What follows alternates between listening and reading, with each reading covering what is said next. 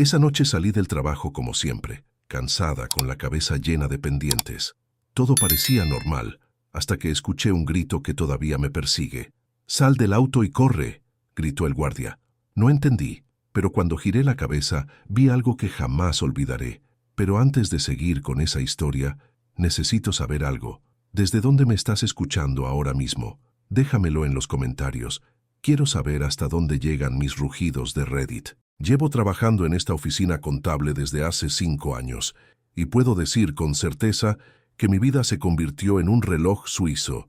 Cada movimiento tiene su hora exacta, cada actividad su lugar preciso en el día. A las 10:30 de la noche, sin falta, apago mi computadora y empaco mis cosas para irme a casa.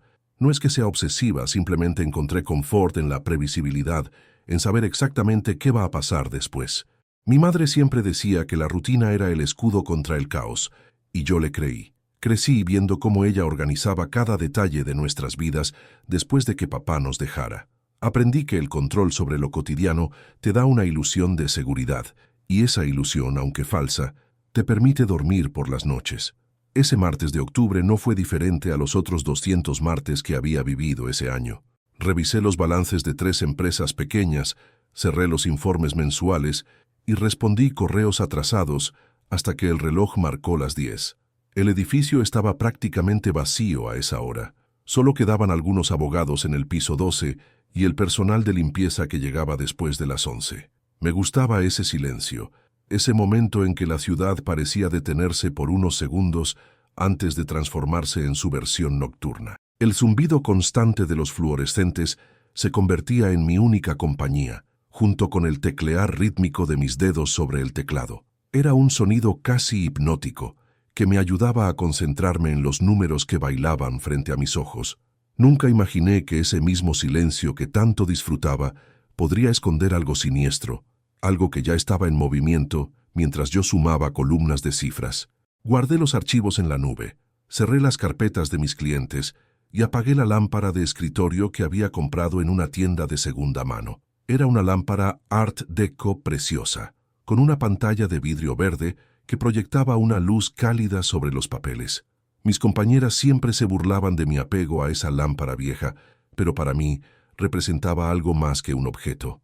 Era un recordatorio de que incluso en un trabajo lleno de números fríos podía haber belleza. Tomé mi bolso negro, el mismo que llevaba usando desde hacía 3 años, y me colgué el abrigo en el brazo. Afuera había comenzado a llover levemente. Podía escuchar las gotas golpeando contra las ventanas del piso 14. Revisé mi teléfono. Ningún mensaje importante. Solo notificaciones de redes sociales que ignoraría hasta el día siguiente.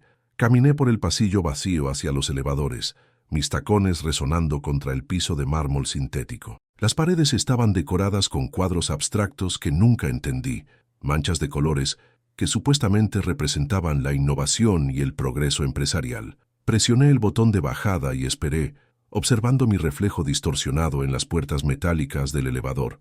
Me veía cansada, con ojeras que ningún corrector podía ya disimular completamente.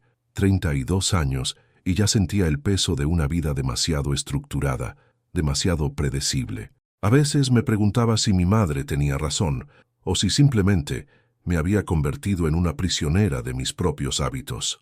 El elevador llegó con un ping suave, y las puertas se abrieron revelando una cabina vacía, iluminada por luces LED blancas. Descendí desde el piso 14 hasta el sótano 2, donde estaba mi lugar de estacionamiento. Durante el trayecto, revisé Instagram sin realmente ver nada, solo deslizando el dedo mecánicamente sobre la pantalla. Era otro hábito más, llenar cada segundo de vacío con contenido digital que no me aportaba absolutamente nada. Fotos de comida, selfies con filtros, frases motivacionales sobre tazas de café, todo tan superficial y al mismo tiempo tan adictivo. El elevador se detuvo en el piso 11, pero nadie subió. Probablemente alguien presionó el botón por error. Continué bajando, sintiendo esa ligera presión en los oídos que siempre experimentaba en el descenso. Guardé el teléfono en mi bolso cuando el elevador llegó al sótano, preparándome mentalmente para el corto trayecto hasta mi auto. Las puertas se abrieron y el aire frío del estacionamiento me golpeó en la cara. Siempre había algo inquietante en ese lugar. Las luces amarillentas que parpadeaban ocasionalmente, el olor a humedad y aceite de motor, el eco de cada paso amplificado por el concreto. Pero era mi ruta, mi camino conocido, así que nunca le presté demasiada atención a esa incomodidad. Caminé hacia mi Nissan Versa gris, estacionado en el lugar C47, el mismo que rentaba desde que empecé a trabajar ahí. A mi alrededor, los autos dormían en silencio. La mayoría pertenecían a gente que se había ido horas antes. Solo quedaban 5 o 6 vehículos dispersos en ese nivel, incluyendo el mío. Las luces automáticas se encendían a mi paso, creando un camino iluminado que me guiaba hasta mi destino. Saqué las llaves de mi bolso mientras me acercaba al auto, escuchando el tintineo metálico que hacían al chocar entre sí. Era un sonido familiar, reconfortante incluso. Podía ver mi coche a unos 10 metros de distancia, esperándome pacientemente como todos los días. Me gustaba ese momento, saber que en 15 minutos estaría en casa, que me quitaría los tacones, me pondría pijama y me serviría una copa de vino blanco mientras veía alguna serie sin sentido en Netflix. Era mi ritual de transición entre el trabajo y el descanso, entre Carolina la contadora y Carolina la persona. Apuré el paso ligeramente. La lluvia había comenzado a intensificarse y podía escucharla golpeando contra la rampa de salida del estacionamiento. No quería mojarme más de lo necesario. Presioné el botón del control remoto cuando estuve a unos 3 metros del auto. Las luces intermitentes parpadearon 2 veces y escuché el clic característico de las cerraduras abriéndose. Ese sonido siempre me daba una pequeña satisfacción, como si fuera la señal definitiva de que el día laboral había terminado. Me acerqué a la puerta del conductor y estiré la mano hacia la manija, pero algo me hizo detenerme. Fue un sonido extraño, como si algo hubiera caído dentro del auto. Un golpe seco, apagado. Mi primera reacción fue pensar que había dejado algo sobre el asiento y que se había caído al abrirse las puertas. Tal vez mi termo de café o alguna carpeta que olvidé sacar en la mañana. Me incliné ligeramente para mirar a través de la ventanilla, entrecerrando los ojos para ver mejor en la penumbra del interior. Pero lo que vi me congeló, o mejor dicho, lo que no vi claramente pero intuí. Había una forma oscura en el asiento trasero, algo que no debería estar ahí. Mi cerebro tardó unos segundos en procesar la información, tratando de encontrar una explicación lógica. ¿Había dejado mi abrigo de invierno atrás? No, lo había llevado a la tintorería la semana pasada. Una bolsa de compras. No había ido al supermercado en días. La forma parecía tener volumen, masa, presencia, y entonces, con un terror que me subió desde el estómago hasta la garganta, vi que la forma se movió. Fue un movimiento mínimo, casi imperceptible, pero suficiente para que mi instinto gritara una palabra que mi mente racional todavía se negaba a aceptar: peligro. Di un paso atrás, sin soltar la manija de la puerta, con el corazón latiendo tan fuerte que podía escucharlo en mis oídos. Mi respiración se volvió superficial, rápida. Todas las historias que había escuchado, todos los casos de mujeres atacadas en estacionamientos, todas las advertencias que había ignorado porque a mí nunca me va a pasar, se agolparon en mi mente en una fracción de segundo. Quise convencerme de que estaba exagerando, de que mi imaginación me estaba jugando una mala pasada después de un día largo y agotador. Pero entonces escuché algo que confirmó mi peor miedo, una respiración que no era la mía, proveniente del interior de mi auto.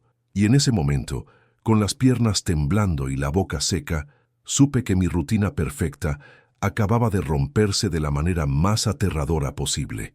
Me llamo Miguel Torres y llevo 15 años vigilando este edificio. 15 años viendo las mismas caras entrar y salir, los mismos autos estacionarse en los mismos lugares, las mismas rutinas repetirse como un disco rayado. La gente cree que ser guardia de seguridad es un trabajo aburrido, y tienen razón la mayor parte del tiempo. Pero justo ese aburrimiento, esa monotonía constante, es lo que te entrena para detectar cuando algo está fuera de lugar. Es como ser un director de orquesta que conoce cada nota de la sinfonía. Cuando un instrumento desentona, aunque sea levemente, lo percibes de inmediato. Esa noche de martes, algo desentonó en mi sinfonía perfecta, y lo peor es que tardé demasiados segundos en darme cuenta, segundos que pudieron haber costado una vida. Mi turno comenzaba a las 8 de la noche y terminaba a las 6 de la mañana, 10 horas de soledad, café negro y pantallas de seguridad parpadeantes. Tenía 16 monitores frente a mí en la garita, cada uno dividido en 4 cuadrantes que mostraban diferentes ángulos del edificio, 64 ojos electrónicos que supuestamente lo veían todo. La realidad es que era imposible prestarle atención a todas las cámaras al mismo tiempo. Uno desarrollaba una especie de visión periférica mental, donde registrabas movimientos sin realmente estar mirando directamente. Esa noche preparé mi café como siempre, 3 cucharadas de azúcar y sin leche. Lo bebía en una taza desportillada que decía «Mejor papá del mundo», un regalo de mi hija que ya tenía 10 años de antigüedad. El café estaba amargo, pero me gustaba así. Me mantenía alerta. Alrededor de las 10 de la noche, comencé mi ronda de revisión mental de los inquilinos que aún permanecían en el edificio. En el piso 12 había 3 abogados trabajando hasta tarde en un caso importante. Los conocía porque bajaban ocasionalmente a comprar café de la máquina del lobby. En el 14 estaba Carolina Ramírez, la contadora que nunca se iba antes de las 10:30. Era una mujer metódica, de esas que saludan con una sonrisa educada pero distante, siempre vestida de forma profesional, siempre caminando con paso firme y decidido. En mis 15 años había aprendido a leer a la gente, y Carolina era un libro abierto, soltera, dedicada al trabajo, probablemente solitaria, no por falta de opciones, sino por elección. Había algo en su manera de moverse que me recordaba a mi difunta esposa en sus años de universidad, esa determinación de demostrarle al mundo que no necesitaba a nadie. Eran las 10:15 cuando algo captó mi atención en el monitor 5, que mostraba el sótano 2. Un movimiento entre los autos estacionados, una sombra que se desplazaba de manera extraña. Al principio pensé que era una falla en la cámara, había tenido problemas con esa en particular durante la última semana. Pedaleaba entre nieve digital y momentos de claridad, pero cuando la imagen se estabilizó, vi claramente una figura masculina moviéndose entre los vehículos. No caminaba como alguien que va hacia su auto, se movía furtivamente, agachado, deteniéndose cada pocos pasos. Mi instinto de guardia, ese que se desarrolla después de miles de horas observando comportamientos normales, me gritó que algo andaba mal. Dejé la taza de café sobre el escritorio y me acerqué más a la pantalla. Entrecerré los ojos tratando de identificar al sujeto. La figura se detuvo junto a un Nissan Versa gris. El corazón me dio un vuelco cuando reconocí el auto. Era el de Carolina, lugar C47.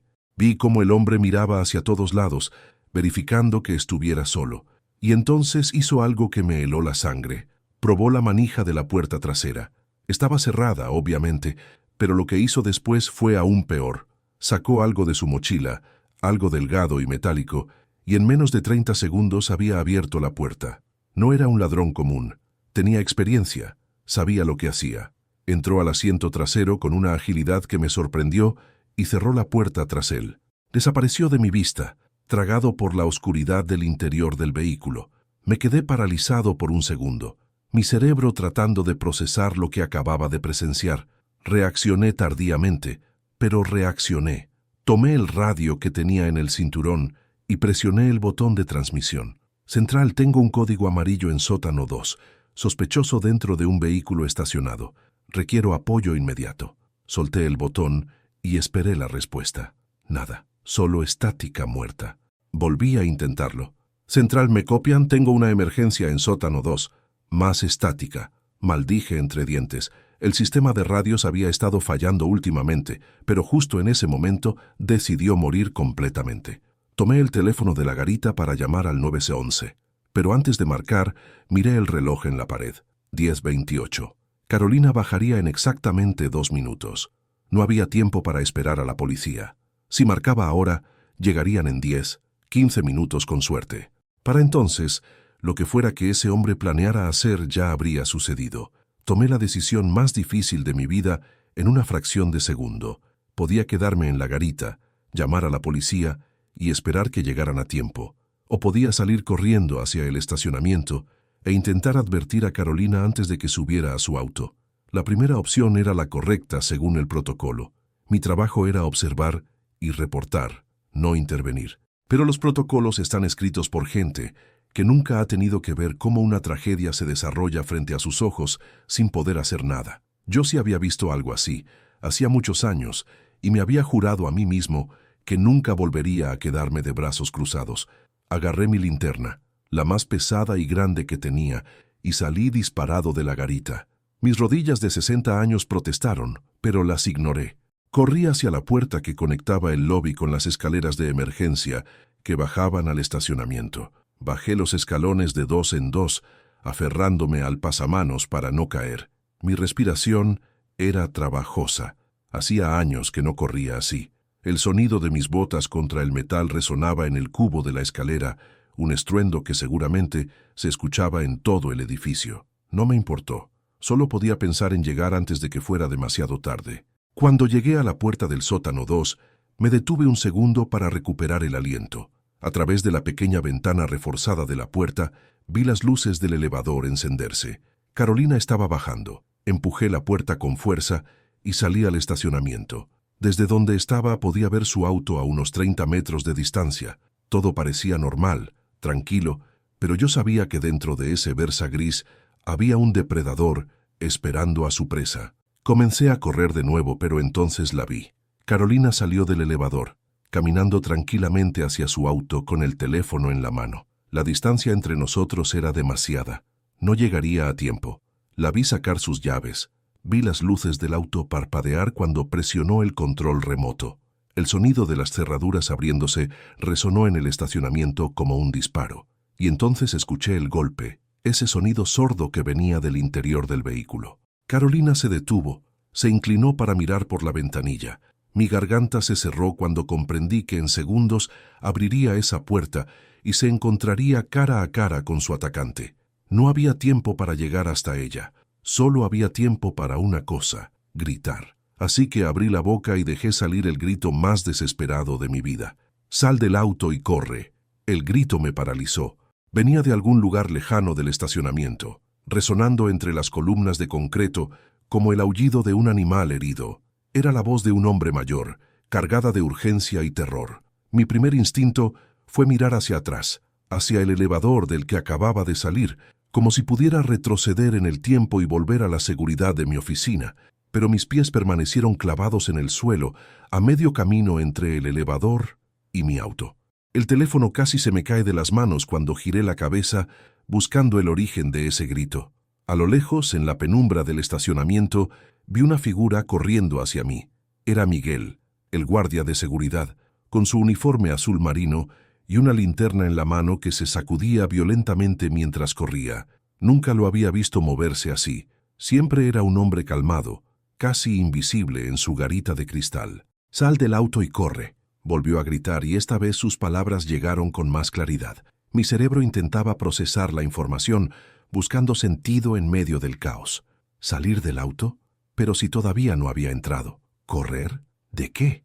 Miré mi Versa gris, ahí parado inocentemente bajo la luz amarillenta del estacionamiento, con las puertas desbloqueadas esperándome. Todo parecía normal, absolutamente normal. Sin embargo, algo en el tono desesperado de Miguel, algo en la manera en que corría como si le fuera la vida en ello, me decía que nada era normal. Mis manos comenzaron a temblar. El bolso casi se me resbala del hombro. Un frío que no tenía nada que ver con la temperatura del estacionamiento me recorrió la columna vertebral desde la base hasta la nuca. Di un paso atrás, alejándome del auto, sin entender exactamente por qué lo hacía. Era como si mi cuerpo hubiera decidido obedecer a Miguel antes de que mi mente consciente procesara la orden. Otro paso, otro más. La distancia entre mi mano y la manija de la puerta del conductor se ampliaba con cada movimiento. Miguel seguía corriendo. Todavía estaba lejos, pero se acercaba. Pude ver su rostro con más claridad bajo las luces. Tenía los ojos muy abiertos, la boca abierta en una mueca de terror, el sudor brillando en su frente. No era la expresión de alguien que está exagerando o bromeando. Era la expresión de alguien que ha visto algo terrible y está desesperado por evitar que suceda. Mis pulmones comenzaron a trabajar más rápido, bombeando aire en respiraciones cortas y superficiales. El pánico empezaba a instalarse en mi pecho como un puño apretado. Entonces lo vi, o mejor dicho, entonces vi el movimiento. Dentro de mi auto, en el asiento trasero, algo se movió.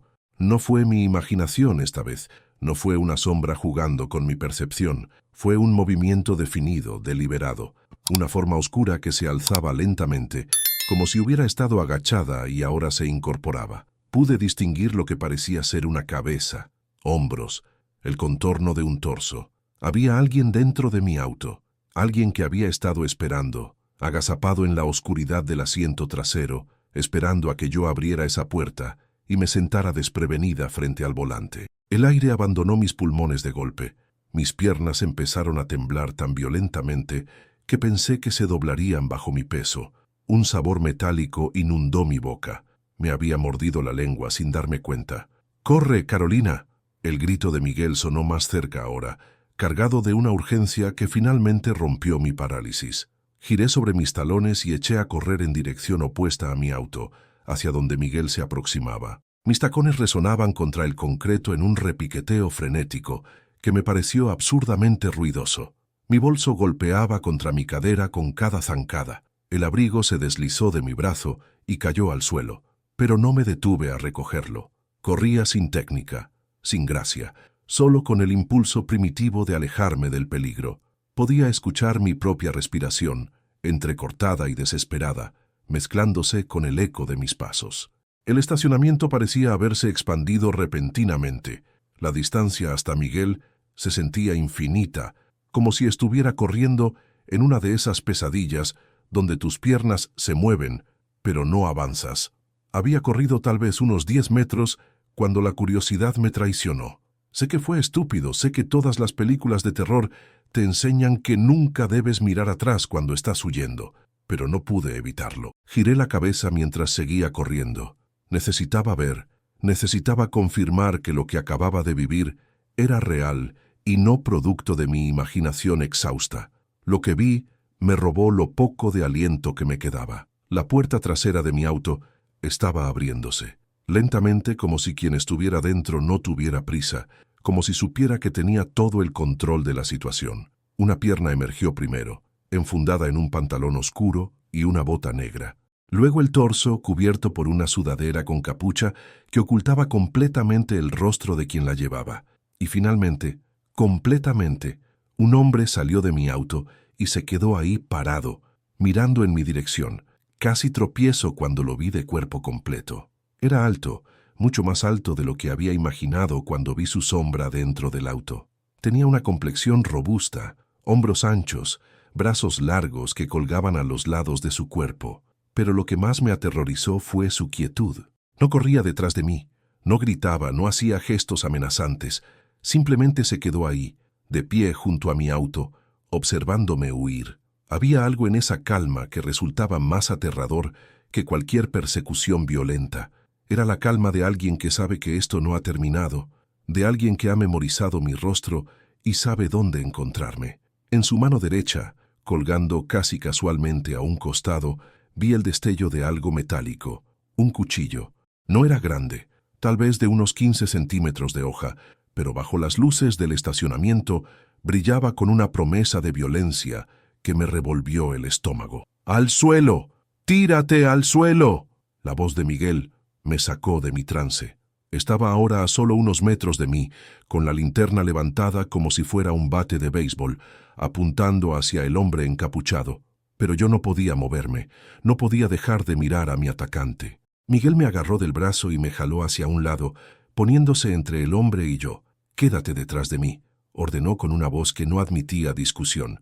Obedecí, aferrándome a la parte trasera de su uniforme como una niña asustada.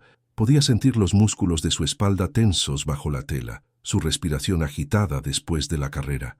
Miguel levantó su radio con la mano libre e intentó llamar a la policía de nuevo, pero solo salió estática. «Maldita sea», masculló entre dientes. El hombre encapuchado finalmente se movió. Dio un paso hacia nosotros, luego otro. Su manera de caminar era extraña, casi mecánica, como si cada paso estuviera calculado. Miguel brilló la linterna directamente hacia su rostro, tratando de cegarlo o al menos de verlo mejor. Pero la capucha estaba tan metida sobre su cabeza que era imposible distinguir sus rasgos. «¡Aléjese! ¡La policía viene en camino!», gritó Miguel, aunque ambos sabíamos que era una mentira. El radio no funcionaba y nadie sabía lo que estaba pasando en este sótano. Estábamos solos, completamente solos, enfrentando a un depredador que había planeado esto cuidadosamente. El hombre se detuvo a unos 5 metros de distancia, ladeó la cabeza ligeramente, como si estuviera estudiándonos, calculando sus opciones. El silencio que siguió fue peor que cualquier grito. Entonces, tan súbitamente como había aparecido, el hombre giró sobre sus talones y echó a correr, no hacia nosotros, sino en dirección opuesta, hacia la rampa de salida del estacionamiento. Sus pasos retumbaban contra el concreto, alejándose rápidamente. Miguel dio 2 pasos adelante, como si quisiera perseguirlo, pero se detuvo. Me miró por encima del hombro, evaluando si era seguro dejarme sola para ir tras el atacante. Decidió quedarse. «Respira, Carolina. Respira hondo. Ya pasó. Ya se fue», dijo con una voz que trataba de sonar calmada, pero que temblaba ligeramente. Pero yo sabía que no había pasado. Sabía con una certeza que me calaba hasta los huesos que esto apenas estaba comenzando, porque en ese último momento, justo antes de darse la vuelta para huir, el hombre había bajado ligeramente su capucha y nuestras miradas se encontraron, y en ese instante de reconocimiento mutuo supe exactamente quién era. Mis piernas cedieron finalmente. Me desplomé sobre el concreto frío del estacionamiento, sin importarme que mi falda se arrugara o que mis medias se rasgaran contra el suelo áspero.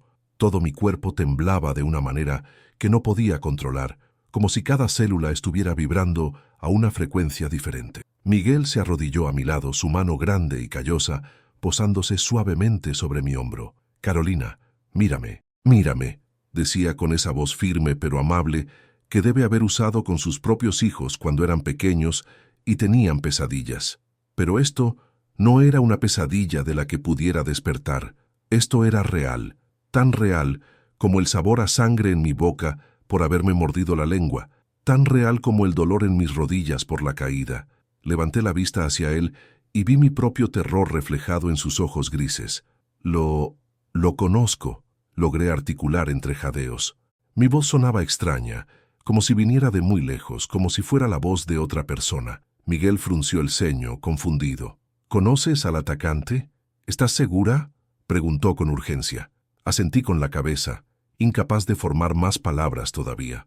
Las imágenes se agolpaban en mi mente. Ese rostro brevemente visible bajo la capucha, esos ojos que me miraron con un odio tan puro que me quemó la piel. No eran los ojos de un extraño. Eran los ojos de alguien que me culpaba de algo, alguien que había estado planeando esto durante quién sabe cuánto tiempo. «Héctor», finalmente susurré su nombre, como si fuera una maldición. «Héctor Álvarez. Trabajaba conmigo. Yo fui quien lo delató». Las palabras salieron en tropel ahora, sin orden ni concierto. Miguel me ayudó a ponerme de pie, sosteniéndome firmemente porque mis piernas aún no respondían correctamente. «Tenemos que salir de aquí. Ese hombre podría volver con refuerzos, o podría estar esperando en algún otro lugar del edificio», dijo mientras me guiaba hacia el elevador. Pero yo me resistí, jalando su brazo. No puedo dejar mi auto aquí. Está mi computadora portátil, mis documentos, Miguel me cortó con un tono más duro. «Carolina, tu vida vale más que cualquier objeto. Vamos, ahora». Tenía razón, por supuesto que tenía razón. Pero mi cerebro todavía intentaba aferrarse a la normalidad, a la rutina, como si al preocuparme por cosas mundanas pudiera negar lo que acababa de suceder. Dejé que me guiara, caminando como una sonámbula hacia la seguridad del elevador. Dentro del elevador, bajo las luces LED que ahora me parecían demasiado brillantes, Miguel presionó el botón del lobby mientras mantenía su otra mano protectoramente frente a mí, como si esperara que las puertas se abrieran en cualquier momento y el atacante apareciera. «Voy a llamar a la policía desde el teléfono de la garita», explicó, tratando de llenar el silencio pesado que nos envolvía. «Necesito que me cuentes todo lo que sepas sobre este Héctor. Cualquier detalle puede ser importante». Asentí mecánicamente, pero mi mente estaba en otro lugar. Estaba reviviendo el momento en que encontré las irregularidades en las cuentas de Héctor hace 6 meses. Recordaba su rostro cuando lo confrontaron en la oficina, la manera en que me miró mientras lo escoltaban fuera del edificio.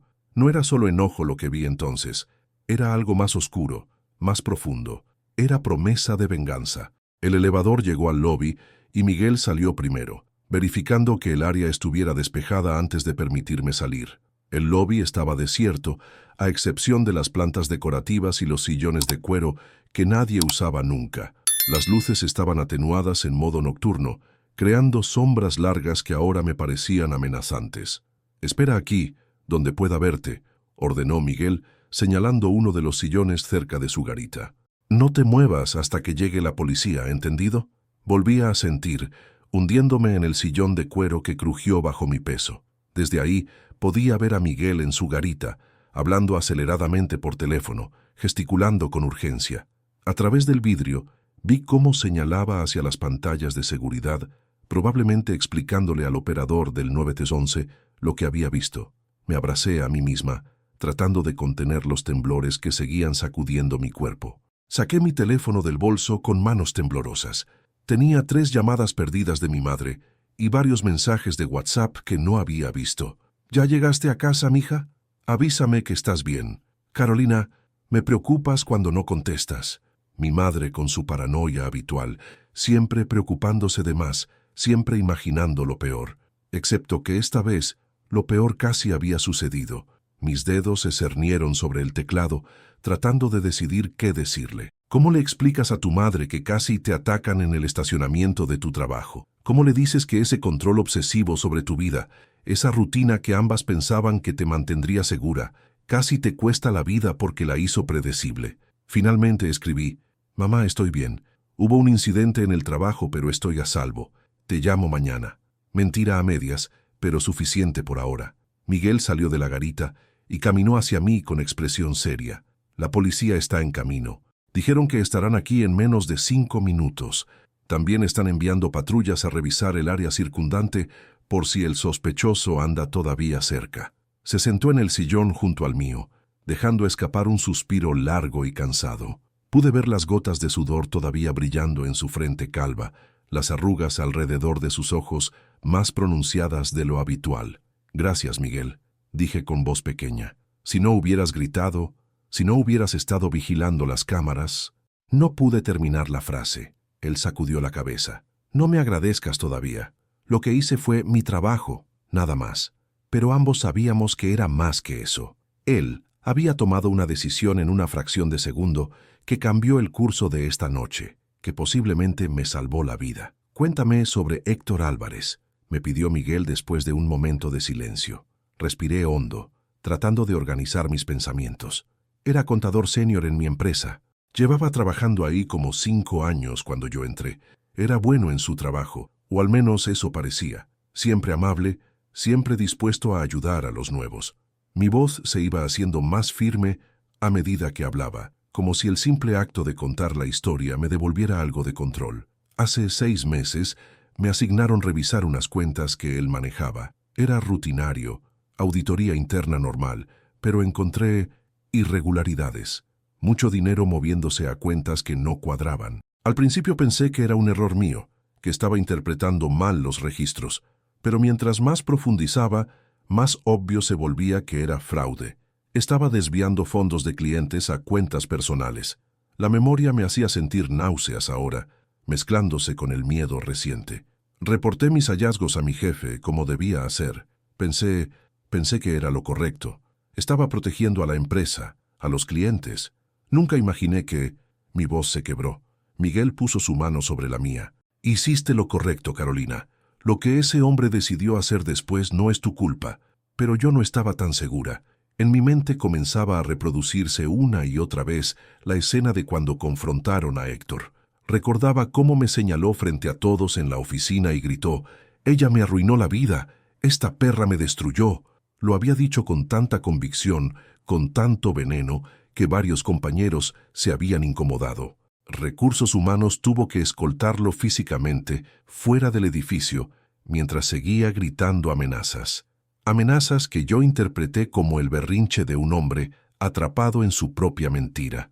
Nunca pensé que las cumpliría.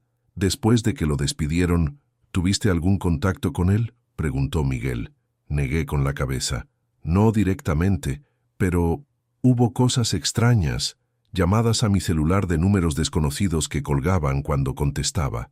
Una vez encontré mi llanta ponchada en este mismo estacionamiento, aunque pudo haber sido coincidencia, y hace como 3 semanas juré que vi a alguien parecido a él en la cafetería frente a la oficina, pero cuando miré de nuevo ya no estaba. Decirlo en voz alta hacía que sonara tan obvio. Las señales habían estado ahí todo el tiempo y yo simplemente las había ignorado, las había descartado como paranoia. Debí reportarlo, murmuré más para mí misma que para Miguel.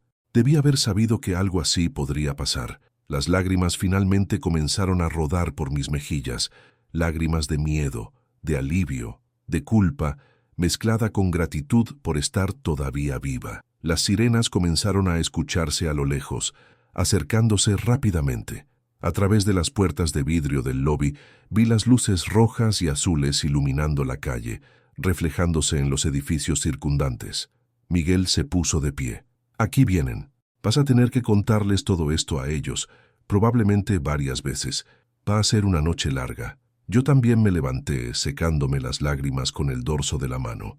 Mi rímel probablemente estaba corrido, mi ropa arrugada y sucia del suelo del estacionamiento, mi cabello despeinado, pero estaba viva, respiraba, mi corazón seguía latiendo.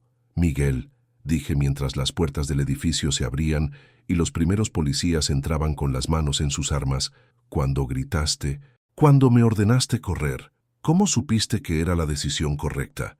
¿Y si hubiera sido una falsa alarma? Él me miró con una expresión que no pude descifrar completamente, mezcla de tristeza y determinación. Porque ya había visto esto antes, respondió simplemente, y la última vez no grité. Los siguientes 30 minutos fueron un borrón de preguntas repetidas, luces brillantes y rostros desconocidos. Había 4 patrullas estacionadas frente al edificio, sus luces todavía girando y proyectando sombras danzantes en las paredes del lobby. 2 paramédicos me revisaron, aunque yo insistía en que estaba bien físicamente. Me tomaron la presión, revisaron mis pupilas con una linterna pequeña, me preguntaron si sentía dolor en alguna parte. Está en shock, dijo uno de ellos a su compañera, como si yo no estuviera presente. Presión ligeramente elevada, pero estable. Necesita hidratarse y descansar. Me dieron una botella de agua que acepté con manos todavía temblorosas. El agua estaba fría y me quemó la garganta al tragarla, pero ayudó a despejar un poco la neblina en mi cerebro. A mi alrededor, los policías se movían con eficiencia practicada, algunos hablando por radio, otros tomando notas, uno fotografiando la escena. Una detective se acercó a mí. Era una mujer de unos 40 años, cabello castaño recogido en una cola de caballo, ojos marrones que me evaluaban con una mezcla de profesionalismo y empatía. Señorita Ramírez, soy la detective Laura Mendoza. Se presentó mostrándome su placa brevemente. Sé que ha sido una noche terrible para usted, pero necesito que me cuente exactamente qué sucedió. Cada detalle puede ser crucial para encontrar a su agresor. Me senté de nuevo en el sillón de cuero, ahora con una manta térmica plateada sobre los hombros que uno de los paramédicos había insistido en darme. La detective se sentó frente a mí, una grabadora pequeña en su mano. ¿Puedo grabar esta conversación?, preguntó. Asentí. Ella presionó el botón y una luz roja comenzó a parpadear. Es lunes, 23 de octubre, 11:15 p.m. Entrevista con Carolina Ramírez, víctima de intento de agresión. Comience cuando esté lista, señorita Ramírez. Conte la historia desde el principio. Mi rutina nocturna, bajar al estacionamiento, el sonido extraño dentro del auto, ver la sombra moverse, el grito de Miguel. La detective tomaba notas ocasionalmente, aunque la grabadora capturaba cada palabra. No me interrumpió hasta que terminé. Mencionó que reconoció al agresor, dijo entonces, su bolígrafo suspendido sobre la libreta. Dijo que se llama Héctor Álvarez y que trabajaron juntos. ¿Puede darme más detalles sobre él? Respiré hondo. Héctor Álvarez Soto, 38 años creo. Era contador senior en Finanzas Corporativas Ramón, donde yo trabajo. Lo despidieron hace 6 meses por fraude después de que yo descubriera las irregularidades en sus cuentas. La detective levantó la vista de sus notas interesada. ¿Hubo amenazas previas de su parte? Esa era la pregunta que me hacía sentir más culpable. Gritó cosas cuando lo despidieron. Dijo que yo había arruinado su vida. Pero pensé que solo estaba enojado, que se le pasaría. ¿Y después del despido?, continuó la detective. Le conté sobre las llamadas silenciosas, la llanta ponchada, haberlo visto cerca de mi trabajo. Con cada cosa que mencionaba, la expresión de la detective se volvía más seria. ¿Reportó alguno de estos incidentes?, preguntó, aunque por su tono ya sabía la respuesta. Negué con la cabeza, sintiéndome estúpida. No estaba segura de que fueran conectados. No quería parecer paranoica. La detective suspiró, no con frustración, sino con una especie de cansancio que sugería que había escuchado esta historia demasiadas veces. Señorita Ramírez, cuando una mujer siente que algo no está bien, generalmente tiene razón. Su instinto estaba tratando de advertirle. Sus palabras me golpearon con fuerza. Había ignorado mi propio instinto, descartado mis propios miedos como exageraciones, y casi me cuesta la vida. Mientras yo hablaba con la detective Mendoza, otros oficiales estaban revisando las grabaciones de seguridad con Miguel. Podía verlos en la garita, señalando las pantallas, rebobinando y adelantando las imágenes. Uno de ellos salió y se acercó a la detective. «Teniente, tenemos al sospechoso en video. Entrada registrada al estacionamiento a las 9:47 p.m., usando la puerta de emergencia del lado este. Se ve claramente cómo fuerza la cerradura del vehículo de la víctima y entra al asiento trasero a las 9:52 p.m. La detective asintió. ¿Salida? El oficial consultó su libreta. Lo vemos huyendo por la rampa de salida a las 10:31 p.m., dirección norte. Ya enviamos las imágenes a patrullas en el área. La posibilidad de que todavía estuviera cerca me heló la sangre. ¿Creen que pueda volver?, pregunté con voz pequeña. La detective me miró directamente a los ojos. No voy a mentirle. Si este hombre planeó esto tan cuidadosamente, es posible que intente algo más. Pero ahora estamos advertidos, y eso cambia todo. 2 oficiales bajaron al estacionamiento para procesar la escena del crimen que era mi auto.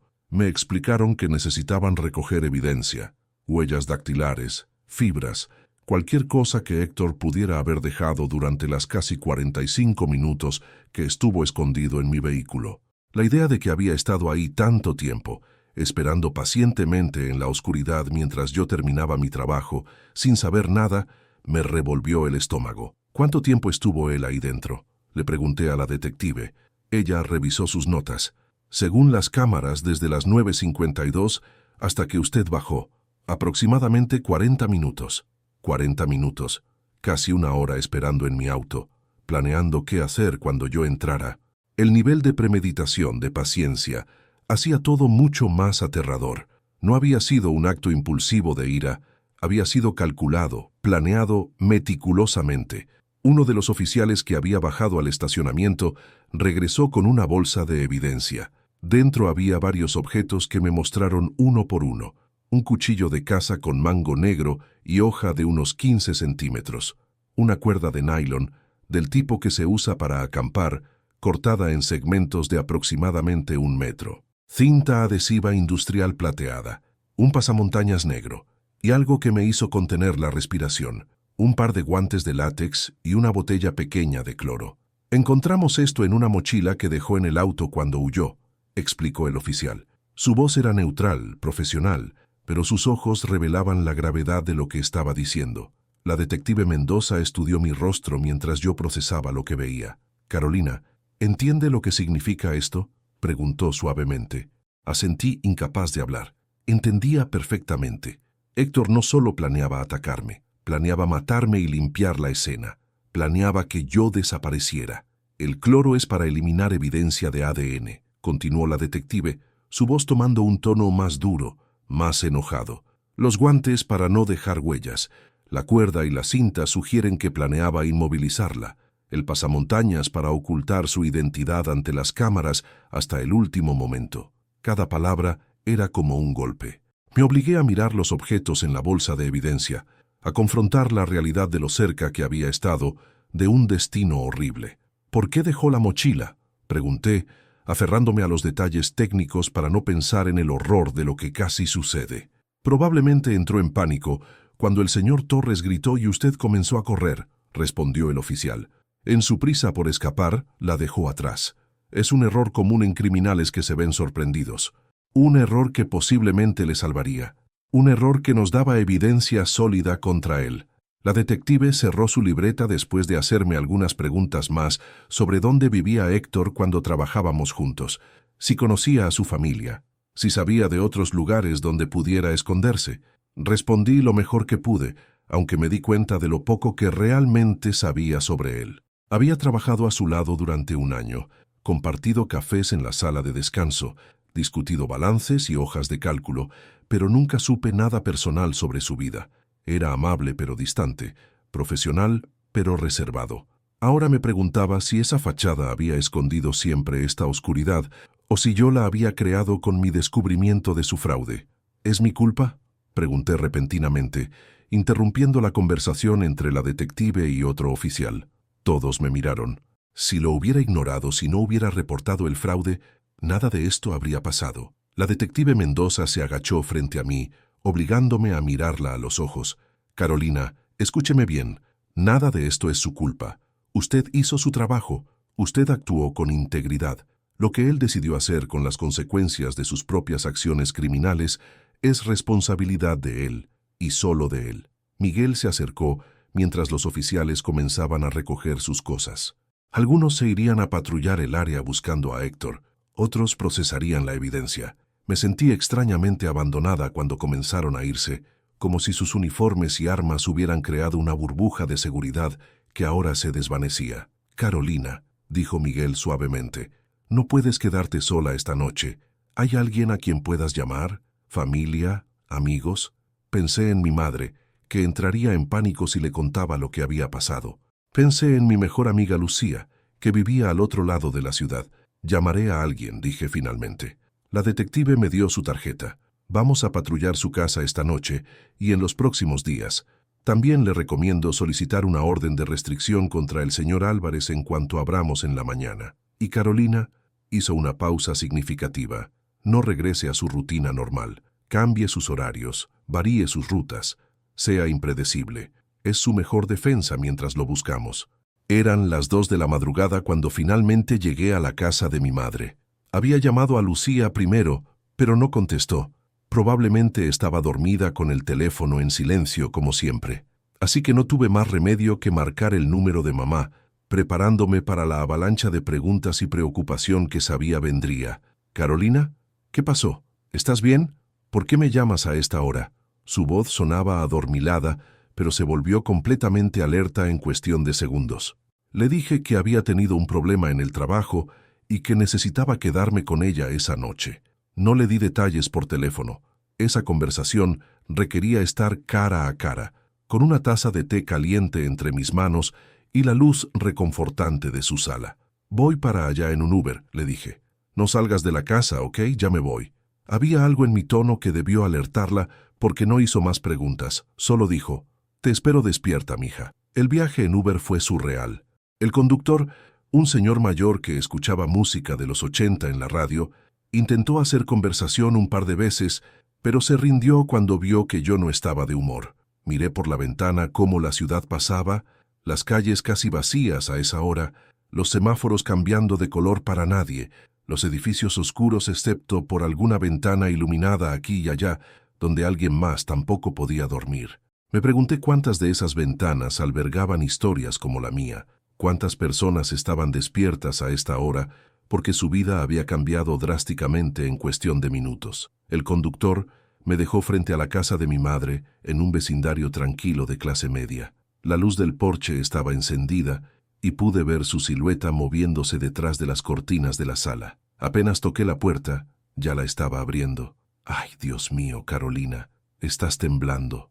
Mi madre me abrazó tan fuerte que casi me cortó la respiración.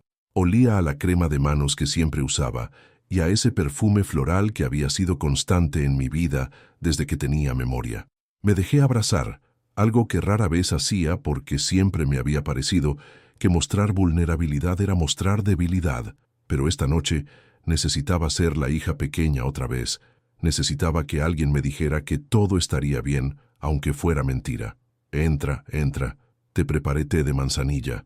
Me guió hacia la sala, donde efectivamente había una tetera humeante sobre la mesa de centro, junto con 2 tazas de cerámica pintadas a mano que yo le había regalado en el Día de las Madres hacía años.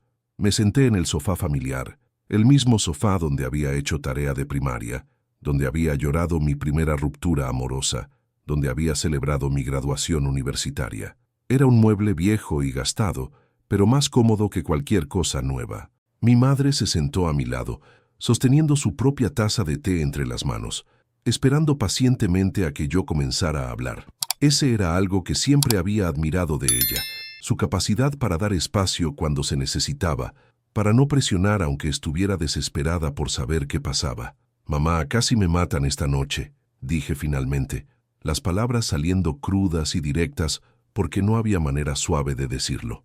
Vi cómo su rostro se transformaba, pasando de la preocupación a la incredulidad y luego al horror puro. La taza temblaba en sus manos.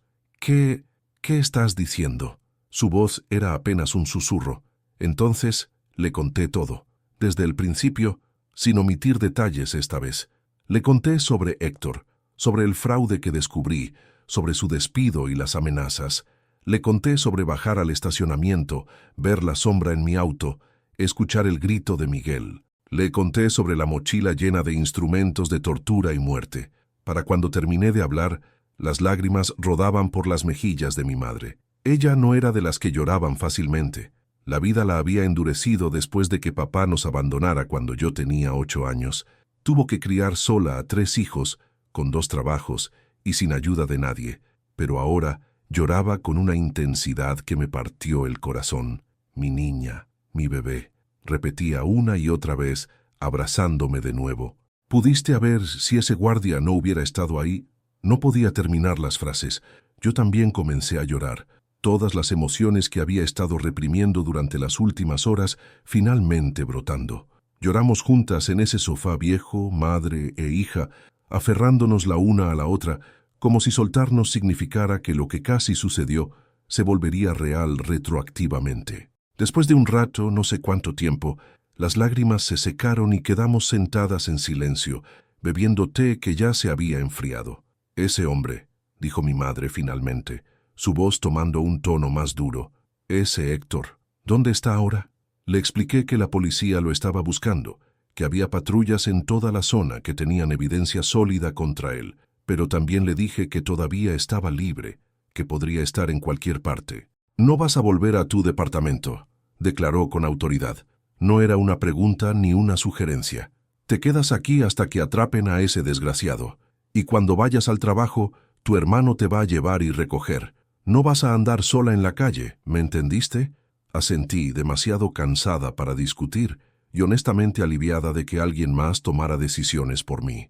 Mi madre siempre había sido sobreprotectora, algo que me molestaba cuando era más joven. Pero esta noche, su instinto maternal protector era exactamente lo que necesitaba. Desperté sobresaltada alrededor de las 6 de la mañana por el sonido de mi teléfono vibrando insistentemente sobre la mesita de noche. Me había quedado dormida en mi antigua habitación, que mi madre mantenía exactamente como la había dejado cuando me fui a vivir sola. Los mismos pósters en las paredes, la misma ropa de cama con estampado de flores, los mismos libros de texto de universidad en el librero. Tomé el teléfono y vi que era un número desconocido. Mi primer instinto fue no contestar, pero luego pensé que podría ser la policía. «¿Hola?» Mi voz sonaba ronca del sueño y del llanto de la noche anterior. «Señorita Ramírez, habla la detective Mendoza. Disculpe que la llame tan temprano, pero tenemos noticias». Mi corazón comenzó a latir más rápido. «¿Lo encontraron?» Hubo una pausa que me pareció eterna. «Sí, lo tenemos en custodia. Fue arrestado hace una hora en la casa de su exesposa. Aparentemente intentó buscar refugio ahí y ella llamó al 911. El alivio que sentí fue tan intenso que casi me mareó. ¿Ya no puede hacerme daño?», pregunté, necesitando escuchar lo dicho explícitamente. «Está detenido sin derecho a fianza», confirmó la detective. «Con la evidencia que tenemos y su historial de amenazas, el juez no le va a otorgar libertad bajo ninguna circunstancia antes del juicio. Está encerrado, Carolina. No puede tocarla». Cerré los ojos, dejando que las palabras penetraran. Estaba a salvo, realmente a salvo. «Necesitamos que venga a la estación para una identificación formal cuando se sienta lista», continuó la detective. «Y encontramos algo más que creo que debería ver. Es perturbador, pero importante». Mi estómago se contrajo. ¿Qué encontraron?, pregunté, aunque parte de mí no quería saber la respuesta. Una libreta, en su apartamento, con información detallada sobre usted. Es mejor que la vea en persona. ¿Puede venir esta tarde? Llegué a la estación de policía a las 3 de la tarde, acompañada por mi madre que se había rehusado rotundamente a dejarme ir sola. Mi hermano mayor, Daniel, también vino. Había llegado a casa de mamá esa mañana después de que ella le contara lo sucedido, con el rostro pálido y los puños apretados. Cuando lo vea, voy a... había comenzado a decir, pero mamá lo cortó. No vas a hacer nada. La justicia se va a encargar de él. Ahora los tres estábamos sentados en una sala de entrevistas pequeña y sin ventanas, esperando a que la detective Mendoza llegara. Las paredes eran de un color beige institucional deprimente, y la mesa de metal frente a nosotros tenía manchas de café y rasguños de años de uso. Finalmente, la puerta se abrió y entró la detective con una carpeta manila bajo el brazo y una expresión seria en el rostro. «Gracias por venir, Carolina», dijo, tomando asiento frente a nosotros. Sus ojos se movieron brevemente hacia mi madre y mi hermano. «¿Familia?», asentí. «Está bien que estén aquí si eso la hace sentir más cómoda». Abrió la carpeta y sacó varios documentos, pero los mantuvo boca abajo sobre la mesa. Como le mencioné por teléfono, encontramos una libreta en el apartamento del señor Álvarez durante el registro. Contiene información extensa sobre usted, sobre sus rutinas, sus movimientos, lugares que frecuenta. Deslizó la libreta hacia mí, que era una libreta común de espiral, de las que se compran en cualquier papelería. La cubierta era azul marino. Me temblaron las manos al abrirla. Las primeras páginas contenían fechas y horarios escritos con letra pequeña y meticulosa. Lunes 2 de octubre, sale de la oficina 10:32 p.m. Martes 3 de octubre, sale 10:28 p.m. Miércoles 4 de octubre, sale 10:35 p.m. Semanas y semanas de vigilancia documentada obsesivamente. Pasé más páginas, mi horror creciendo con cada una. Había fotografías pegadas en la libreta. Yo entrando al edificio por la mañana, yo comprando café en la cafetería de enfrente, yo caminando por la calle con audífonos. En algunas, mi rostro estaba circulado con marcador rojo. Había mapas dibujados a mano de mi ruta del trabajo a casa, con anotaciones sobre semáforos y horarios de más tráfico. Había una lista de mis patrones predecibles. Siempre usa el mismo estacionamiento. Siempre se va entre 10:25 y 10:35 p.m. Siempre revisa el teléfono mientras camina. Los martes compra café descafeinado. No varía sus rutas. Cada observación era una puñalada, evidencia de cuánto tiempo me había estado observando sin que yo lo supiera. Y en la última página, escrita con letras más grandes y presionadas con tanta fuerza que casi atravesaban el papel, una frase que me congeló la sangre. Martes 23 de octubre. Esta noche, cuando entre al auto, terminará todo. Me debe esto. No pude contener el temblor que me recorrió el cuerpo cuando leí esa última frase. Me debe esto. Como si yo le debiera algo por haber descubierto su fraude, como si yo fuera la villana en su retorcida narrativa. Mi madre tomó la libreta de mis manos temblorosas y la cerró de golpe, como si el simple acto de no verla pudiera borrar su existencia. «Es suficiente», dijo con voz firme, dirigiéndose a la detective Mendoza. «Mi hija no necesita ver más de esta locura». Pero yo necesitaba ver, necesitaba entender la magnitud de lo que había sucedido, de lo cerca que había estado del final. «Está bien, mamá», dije suavemente, tomando la libreta de nuevo. «Necesito saberlo todo». La detective asintió con aprobación. «Es importante que conozca los hechos completos. También la ayudará cuando testifique en el juicio». La palabra «juicio» me golpeó con fuerza. Tendría que sentarme en una sala y mirarlo a la cara mientras relataba todo esto frente a extraños. La detective sacó más documentos de la carpeta. Además de la libreta, encontramos esto en su computadora. Deslizó hacia mí varias hojas impresas que parecían ser capturas de pantalla. Eran búsquedas en Internet. ¿Cómo abrir un auto sin llaves? ¿Cuánto tiempo tarda la policía en responder? ¿Cómo evitar cámaras de seguridad? ¿Cómo eliminar evidencia forense? Mi estómago se revolvió. Esto había sido planeado con una meticulosidad aterradora. También tenía su perfil de Facebook abierto, continuó la detective, con capturas de cada foto que ha publicado en los últimos 6 meses, cada lugar que ha etiquetado, cada evento al que ha asistido. Creó un archivo completo sobre su vida. Daniel, mi hermano, golpeó la mesa con el puño, haciendo que todos saltáramos. Y nadie notó que este psicópata la estaba acosando. Facebook no tiene sistemas para detectar este tipo de comportamiento. Su rostro estaba rojo de ira. La detective mantuvo la calma ante el estallido de mi hermano. Desafortunadamente, a menos que haya amenazas explícitas o contacto directo no deseado, las redes sociales no pueden hacer mucho. Mirar el perfil público de alguien no es técnicamente ilegal. Sus palabras eran ciertas pero frustrantes. En la era de la información digital, alguien podía construir un perfil completo de tu vida sin que tú supieras nada. Carolina, la detective se dirigió directamente a mí ahora. ¿Se da cuenta de lo afortunada que fue? Asentí lentamente. Si el señor Torres no hubiera estado vigilando las cámaras en ese momento exacto, si no hubiera tomado la decisión de gritar en lugar de llamar primero a la policía, si usted hubiera salido del edificio 5 minutos antes o 5 minutos después cuando él no estuviera mirando las pantallas, dejó la frase incompleta, pero no necesitaba terminarla. Todos sabíamos cómo habría terminado esa historia. ¿Puedo hablar con Miguel?, pregunté repentinamente. Quiero agradecerle apropiadamente. No tuve oportunidad anoche de realmente expresarle. Mi voz se quebró. La detective sonrió ligeramente, la primera expresión cálida que le había visto desde que nos conocimos. Él está aquí, de hecho. Vino a dar su declaración oficial esta mañana y se quedó preguntando por usted. ¿Quiere que lo haga pasar? Asentí con urgencia. Necesitaba ver al hombre que había salvado mi vida. Necesitaba mirarlo a los ojos y decirle lo que significaba lo que había hecho. La detective salió de la sala por un momento. Pude escuchar voces apagadas en el pasillo y luego la puerta se abrió de nuevo. Miguel entró con expresión tímida, como si no estuviera seguro de si su presencia era bienvenida. Llevaba ropa casual, jeans y una camisa a cuadros, sin su uniforme de guardia. Se veía más pequeño sin él, más humano, más vulnerable. Me puse de pie tan rápido que la silla casi se cae hacia atrás.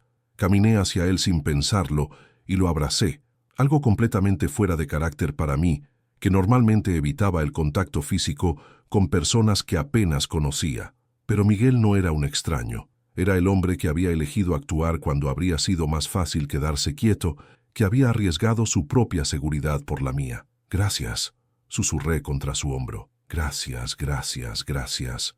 Sentí sus brazos rodeándome con cuidado, palmaditas torpes en mi espalda, como si no supiera qué hacer con esta efusividad. «No tiene que agradecerme», dijo con su voz rasposa.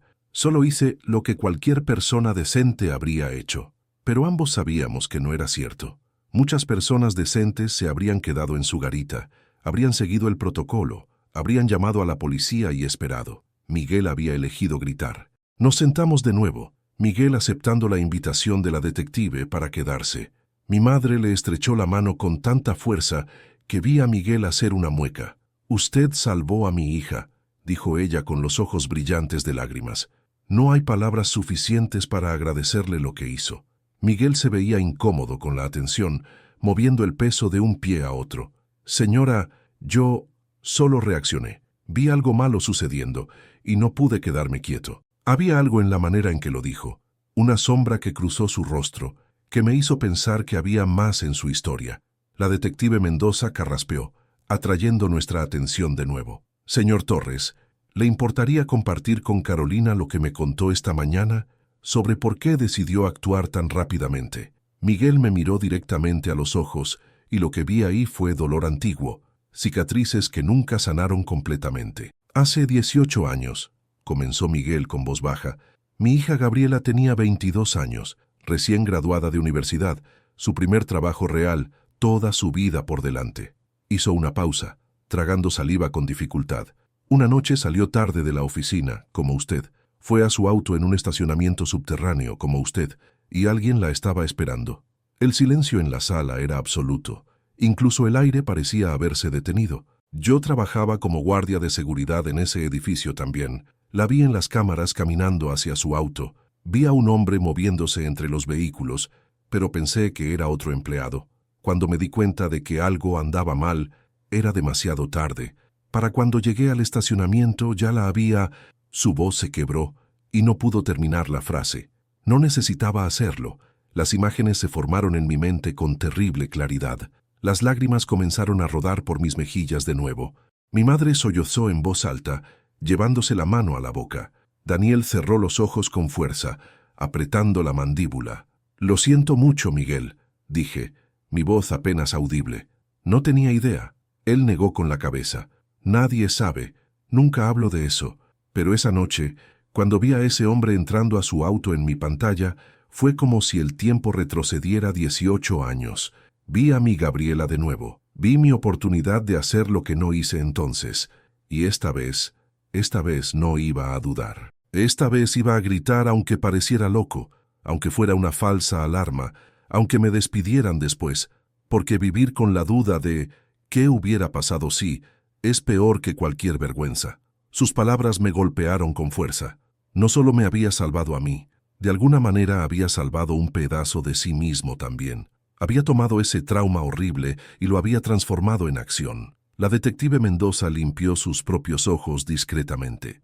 Incluso ella, que debía haber visto cientos de casos horribles, estaba afectada por la historia de Miguel. «El señor Torres es un héroe», dijo finalmente, «y su testimonio va a ser crucial para el caso contra Héctor Álvarez». Miguel se encogió ante la palabra héroe. «No soy ningún héroe. Un héroe habría salvado a su propia hija. Yo solo no pude dejar que sucediera de nuevo. No podía vivir con otro fantasma». Entendí entonces que Miguel cargaba culpa que no debería cargar. Se culpaba por algo que no había podido prevenir. Igual que yo me había culpado a mí misma por reportar el fraude de Héctor, como si el deber y la honestidad fueran crímenes que merecían castigo. «Miguel», dije firmemente, «usted salvó mi vida. Eso es un hecho. Y su hija, lo que le pasó a Gabriela no fue su culpa. Igual que lo que casi me pasa a mí, no fue mi culpa». Hablamos durante otra hora en esa sala fría de interrogatorios. Miguel me contó más sobre Gabriela, cómo le gustaba la fotografía, cómo siempre cantaba en el auto, aunque desafinaba terriblemente, cómo había querido ser maestra de primaria. Hablar de ella parecía darle una especie de paz, como si al compartir sus recuerdos la mantuviera viva de alguna manera. Yo le conté sobre mi trabajo, sobre cómo había terminado en contabilidad, aunque originalmente quería ser arquitecta, sobre mi rutina ordenada, que ahora parecía tan peligrosa. «Las rutinas nos dan confort», dijo Miguel sabiamente, «pero también nos hacen vulnerables. La vida es sobre encontrar el balance entre la estructura y la espontaneidad». Tenía razón. Había vivido tan estructuradamente, tan predeciblemente, que me había convertido en un blanco fácil. La detective finalmente nos interrumpió. «Carolina, necesito que vea algo más antes de que se vaya». Sacó otra hoja de la carpeta. Era una fotografía de una página de la libreta de Héctor que no había visto antes. Estaba llena de dibujos. Eran bocetos del estacionamiento, diferentes ángulos, diferentes perspectivas. Había marcado dónde estaban las cámaras, dónde había puntos ciegos, la mejor ruta de escape. Pero lo que más me perturbó fue un dibujo en particular. Un boceto burdo pero reconocible de una mujer sentada en el asiento del conductor de un auto.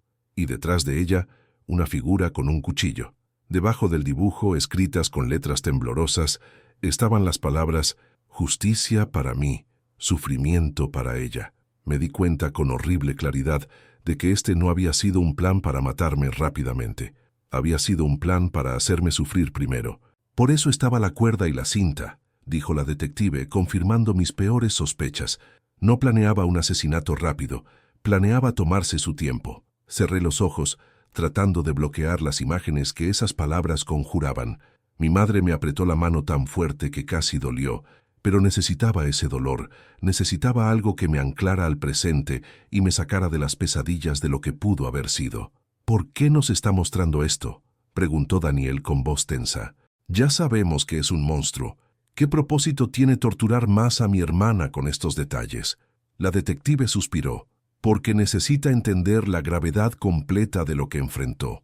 Cuando esto vaya a juicio, la defensa probablemente tratará de minimizarlo, de pintarlo como un momento de debilidad o ira temporal, pero esta evidencia muestra premeditación fría, planificación extensa, intención maliciosa clara. Carolina necesita estar preparada para lo que escuchará en la corte.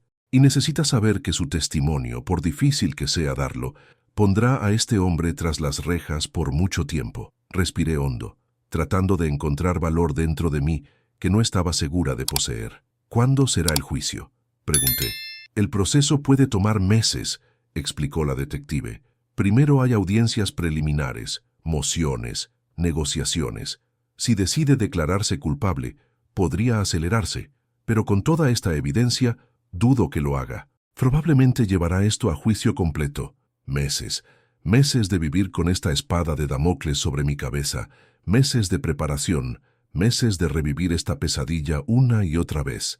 Estaré ahí, dijo Miguel de repente, en el juicio. Si quiere, estaré sentado donde pueda verme. A veces ayuda a tener un rostro amigable en la sala. Su ofrecimiento me trajo lágrimas nuevas. Este hombre, que había sufrido tanto, que había perdido a su propia hija, ofreciéndose a revivir su propio trauma para apoyarme en el mío. Gracias, susurré. Me gustaría eso. Salimos de la estación de policía cuando el sol comenzaba a ponerse, pintando el cielo de naranjas y rosas. Había algo surreal en ver ese atardecer hermoso después de pasar horas sumergida en tanta oscuridad. Miguel caminó con nosotros hasta el auto de Daniel. Antes de despedirnos, lo abracé de nuevo. Usted me dio una segunda oportunidad, le dije. No la voy a desperdiciar. Voy a vivir diferente, mejor, más consciente. Él sonrió, una sonrisa triste pero genuina. Haga eso por usted, no por mí. Y Carolina, cuando suene la alarma en su mente, cuando su instinto le grite que algo está mal, escúchelo. Siempre escúchelo. Nos separamos ahí. Él hacia el autobús que lo llevaría a casa, nosotros hacia el coche. Pero mientras me alejaba, me volví para mirarlo una vez más. Estaba parado bajo una farola, una figura solitaria rodeada de la luz anaranjada del atardecer, y me pregunté si los ángeles guardianes venían en forma de guardias de seguridad, con uniformes azules y corazones rotos. Pasaron 3 días antes de que pudiera regresar al edificio donde trabajaba, no a mi oficina todavía. Todavía no estaba lista para volver a mi escritorio y pretender que todo era normal. Pero necesitaba recoger algunas cosas personales y, si soy honesta conmigo misma, necesitaba ver a Miguel de nuevo. Había algo inconcluso entre nosotros, una conversación que necesitábamos tener sin detectives, sin mi familia presente, sin el peso oficial de declaraciones y evidencia. Solo 2 personas que habían compartido un momento que cambió sus vidas para siempre. Daniel insistió en acompañarme, estacionándose afuera del edificio en una zona de carga mientras yo entraba. 30 minutos, me advirtió. Si no sales en 30 minutos voy a entrar a buscarte. Asentí, agradecida por su protección, pero también ansiosa por tener algo de independencia de nuevo. No podía vivir el resto de mi vida con un guardaespaldas. El lobby estaba lleno de gente a las 11 de la mañana, empleados yendo y viniendo, mensajeros entregando paquetes, visitantes firmando en el registro de entrada. Todo tan normal, tan ordinario, que por un momento me sentí desconectada de la realidad. ¿Realmente había sucedido lo que recordaba? ¿O había sido una pesadilla elaborada de la que finalmente había despertado? Pero entonces vi la garita de seguridad y a Miguel sentado dentro, y supe que todo había sido real. Él levantó la vista cuando me acerqué, y su rostro se iluminó con una sonrisa genuina. Carolina, no esperaba verte tan pronto. Se puso de pie saliendo de la garita para saludarme apropiadamente. ¿Cómo estás? Era una pregunta simple pero cargada de significado. No preguntaba por cortesía, realmente quería saber. Sobreviviendo, respondí honestamente. Algunos momentos son mejores que otros. Anoche tuve pesadillas. Esta mañana logré tomar café sin que me temblaran las manos. Es un proceso. Miguel asintió con comprensión que solo alguien que ha pasado por trauma similar podría tener. Los primeros días son los más difíciles. Tu mente trata de procesar algo que no tiene sentido, que no debería haber sucedido, y luego están los ¿qué hubiera pasado si? Esos son los peores. Sus palabras resonaron profundamente. Había pasado las últimas 72 horas atrapada en un ciclo infinito de escenarios alternativos. ¿Qué hubiera pasado si hubiera salido 5 minutos antes? ¿Qué hubiera pasado si hubiera estacionado en un lugar diferente? ¿Qué hubiera pasado si Miguel no hubiera estado vigilando las cámaras en ese momento exacto? ¿Alguna vez desaparecen?, pregunté. ¿Qué hubiera pasado si? Miguel se quedó pensativo un momento. No desaparecen completamente, pero con el tiempo se vuelven menos intensos. Aprendes a vivir con ellos en lugar de dejar que te consuman. Había sabiduría ganada con dolor en sus palabras. Miguel, dije después de un momento de silencio, la detective me contó sobre Gabriela, sobre lo que pasó hace 18 años. Quiero que sepas que... Él levantó una mano deteniéndome. No tienes que decir nada. Sé lo que vas a decir y aprecio la intención, pero la verdad es que he cargado esa culpa durante casi 2 décadas. Nada de lo que nadie diga puede cambiar el hecho de que no actué a tiempo para salvarla. Su voz era firme pero no amarga, como si hubiera hecho las paces con esta verdad dolorosa hace mucho tiempo. Pero salvándote a ti, continuó. Por primera vez en 18 años, sentí que tal vez, solo tal vez, Gabriela no murió completamente en vano. Si su muerte me enseñó a reconocer el peligro, a actuar sin dudar, y esa lección salvó tu vida, entonces algo bueno salió de toda esa oscuridad. Sus ojos se humedecieron pero no lloró. Me senté en una de las sillas de la garita, invitada por un gesto de Miguel. Él se sentó a mi lado en lugar de detrás de su escritorio, eliminando la barrera física entre nosotros. ¿Cómo lo superaste?, pregunté. Después de perder a Gabriela, ¿cómo encontraste la fuerza para seguir adelante? Miguel suspiró profundamente, mirando hacia las pantallas de seguridad que continuaban su vigilancia silenciosa. No lo hice al principio. Los primeros años fueron oscuros, muy oscuros. Me sumergí en el alcohol, alejé a mi esposa, casi pierdo mi trabajo. Estaba convencido de que no merecía ser feliz, no merecía paz, porque no había protegido a mi propia hija. Hizo una pausa, ordenando sus pensamientos. Pero mi esposa, Dios la bendiga, se negó a dejarme hundir. Me obligó a ir a terapia, me hizo confrontar la culpa y el dolor en lugar de ahogarlo en whisky. Y mi terapeuta me hizo una pregunta que cambió todo. ¿Qué pregunta?, quise saber, inclinándome hacia adelante. Miguel me miró directamente. Me preguntó, ¿qué habría querido Gabriela que hicieras con el resto de tu vida? ¿Habría querido que te destruyeras por su muerte o habría querido que vivieras plenamente en su honor? Las lágrimas comenzaron a rodar por mis mejillas sin permiso. Y cuando me puse a pensar en mi hija, en la persona que era, supe la respuesta. Gabriela era luz pura, risa y alegría y bondad. Habría odiado verme autodestruirme. Habría querido que viviera, que amara, que encontrara significado en mi vida a pesar de su ausencia. Se limpió sus propios ojos con el dorso de la mano. Así que decidí hacer eso. Decidí vivir de una manera que la honrara. Seguí trabajando como guardia de seguridad, pero esta vez con propósito renovado. Cada persona que protegía era una manera de honrar su memoria. Cada turno que completaba vigilante era un tributo a ella. Por eso dudaste antes de gritar, dije suavemente, entendiendo ahora. No por cobardía, sino porque sabías el peso de esa decisión. Sabías que una vez que gritaras, no podrías retractarte, y si estabas equivocado, Miguel asintió.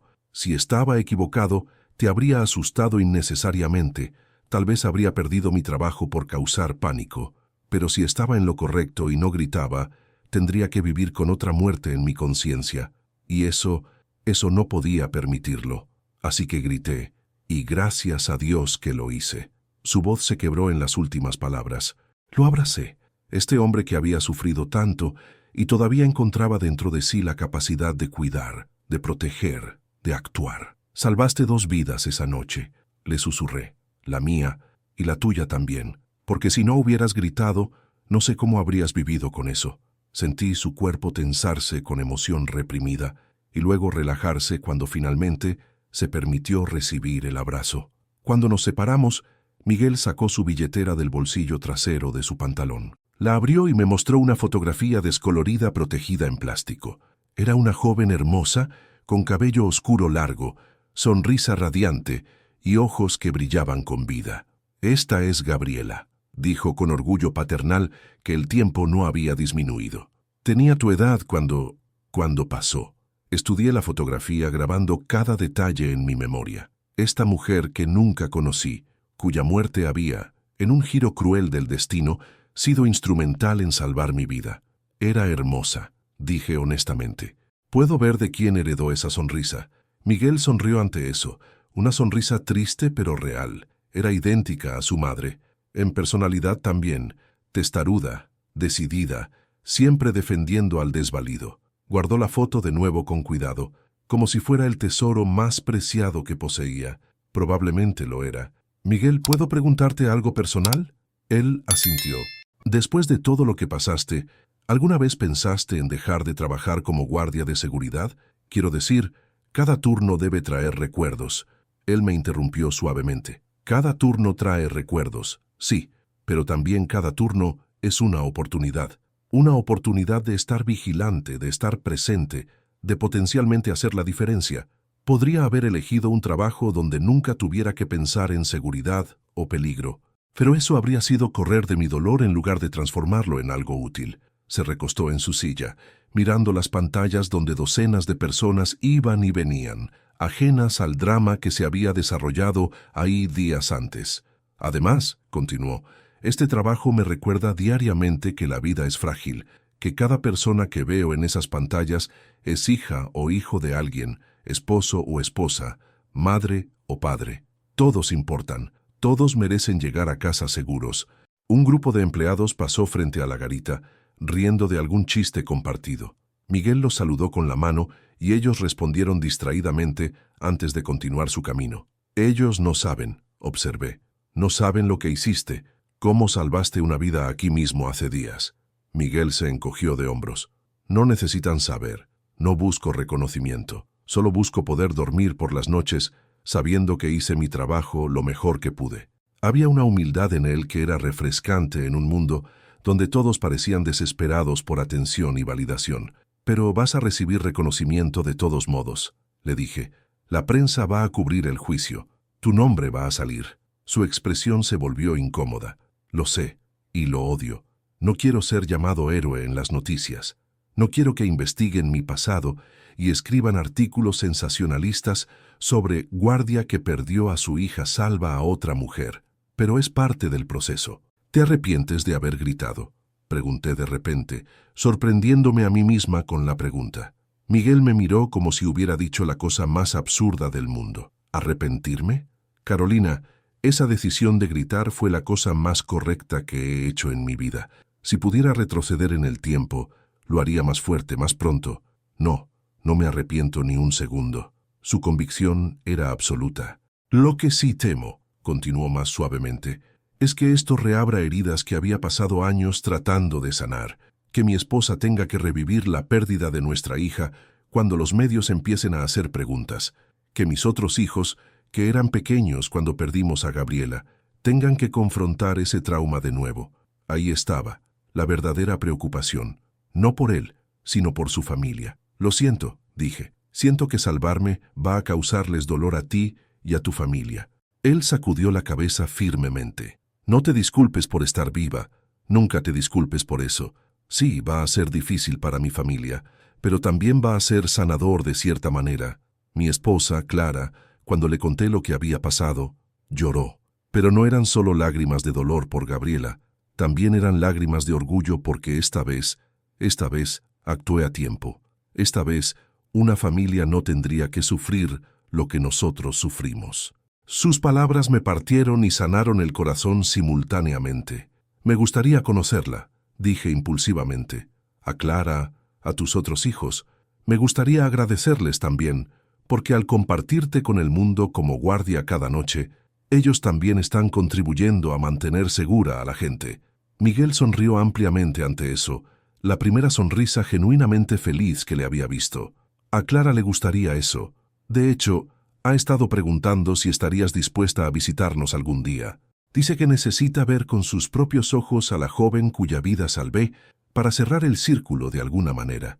Hablamos durante otra media hora, la conversación fluyendo naturalmente entre temas pesados y momentos de ligereza. Me contó sobre sus otros dos hijos, Carlos, que era ingeniero en Monterrey, y Rosa, que enseñaba en una escuela primaria en Guadalajara. Me mostró fotos en su teléfono de sus nietos, 3 pequeños que obviamente eran la luz de su vida. Le conté sobre mis propios planes, cómo estaba considerando hacer cambios importantes en mi vida después de esto. Tal vez cambiar de trabajo, tal vez viajar, Tal vez finalmente tomar esas clases de pintura que siempre había querido, pero para las que nunca tenía tiempo. La vida es demasiado corta para posponerla, dijo Miguel sabiamente. Gabriela me enseñó eso. Tenía planes, sueños, cosas que iba a hacer algún día, y luego se quedó sin algún días. Su voz se volvió urgente. No cometas ese error, Carolina. Si hay algo que quieres hacer, hazlo. Si hay algo que quieres decir, dilo, porque ninguno de nosotros sabe cuántos algún días nos quedan. Miré mi teléfono y me sorprendí al ver que había pasado casi una hora. Daniel probablemente estaba preocupándose afuera. Tengo que irme, dije con reluctancia. Mi hermano está esperando. Miguel se puso de pie cuando yo lo hice. Antes de que te vayas, dijo, su voz tomando un tono más serio, quiero que sepas algo. Lo que te pasó, lo que casi te pasó, va a cambiar cómo ves el mundo. Vas a ver días donde tendrás miedo de tu propia sombra. Vas a ver noches donde revises cada puerta 3 veces antes de dormir. Eso es normal. Eso es tu mente tratando de protegerte. Asentí. Ya había experimentado algunos de esos momentos. Pero, continuó, no dejes que el miedo te paralice. No dejes que Héctor Álvarez, incluso desde una celda de prisión, te robe la alegría de vivir. Porque si lo haces, entonces él gana de todos modos. Tenía razón, por supuesto. La verdadera victoria no sería solo enviarlo a prisión, sino recuperar mi vida. Nos abrazamos una última vez antes de que me fuera. Nos vemos en el juicio, dije. Estaré en primera fila, prometió. Y después del juicio vienes a cenar a mi casa. Clara insiste. Sonreí ante la invitación. Me encantaría. Mientras caminaba hacia la salida del edificio, me detuve y me volví para mirarlo una última vez. Estaba de vuelta en su garita, ojos en las pantallas de seguridad, vigilante como siempre. Un guardia entre muchos, un hombre que la mayoría de la gente ni siquiera notaría. Pero para mí, era el hombre que había elegido gritar cuando habría sido más fácil quedarse callado. El hombre que había transformado su peor tragedia en un propósito. El hombre que me dio una segunda oportunidad de vivir. Y mientras empujaba las puertas de vidrio y salía al sol brillante donde mi hermano esperaba, supe que nunca olvidaría el peso de un grito y el valor que toma producirlo. 6 meses después, me encontraba sentada en una sala de tribunal del Distrito Judicial de la Ciudad de México, con las manos entrelazadas sobre mi regazo y el corazón latiendo tan fuerte que estaba segura de que todos podían escucharlo. Era un día de marzo, frío y gris, con nubes bajas que amenazaban lluvia. La sala estaba llena de gente, periodistas en la parte trasera tomando notas y susurrando entre ellos, mi familia en las primeras filas detrás de la mesa de la fiscalía, y Miguel, fiel a su promesa, sentado donde podía verlo claramente cada vez que necesitara un ancla visual. El juez, un hombre mayor de cabello plateado y expresión severa, presidía desde su estrado con una autoridad silenciosa que llenaba el espacio. Y allí, a solo unos metros de mí, sentado en la mesa de la defensa con un traje barato que probablemente le habían dado sus abogados, estaba Héctor Álvarez. Nuestras miradas se encontraron brevemente y tuve que obligarme a no apartar la vista. No le daría esa satisfacción de verme intimidada después de todo este tiempo. Los últimos 6 meses habían sido un torbellino de deposiciones, entrevistas con fiscales, sesiones de terapia y noches de insomnio que parecían no terminar nunca. Había regresado al trabajo después de 3 semanas, pero a una oficina diferente, en un edificio diferente, con horarios diferentes que variaba constantemente. Mi jefe había sido comprensivo, más de lo que esperaba cuando le expliqué la situación. «Tómate todo el tiempo que necesites», me había dicho con genuina preocupación. «Tu salud mental es más importante que cualquier balance contable». Pero yo necesitaba la normalidad. Necesitaba la rutina, aunque ahora variaba esa rutina constantemente, para no ser predecible. Nunca salía a la misma hora 2 días seguidos, nunca tomaba la misma ruta a casa, siempre verificaba mi auto antes de entrar. Había cambiado mi vehículo, cortado mi cabello, modificado mi número de teléfono y me había mudado a otro barrio completamente diferente. El fiscal, un hombre de unos 50 años llamado Luis Mendoza, se puso de pie para hacer su declaración inicial con una autoridad que llenaba toda la sala. Su voz era clara y firme, proyectándose por todo el espacio sin necesidad de gritar o forzar el tono. «Su señoría, miembros del jurado, En las próximas semanas les voy a presentar evidencia irrefutable de que el acusado, Héctor Álvarez Soto, planeó meticulosamente, durante meses, el secuestro, tortura y asesinato de mi cliente, la señorita Carolina Ramírez. Caminó frente al jurado, haciendo contacto visual con cada miembro mientras gesticulaba con las manos para enfatizar sus puntos. No fue un crimen de pasión, no fue un momento de ira descontrolada, no fue un malentendido que se salió de control, fue premeditación en su forma más fría y calculada, documentada obsesivamente en libretas y fotografías. Su tono se volvió más grave. Les voy a demostrar que, de no ser por la intervención de un guardia vigilante, Carolina Ramírez no estaría aquí hoy.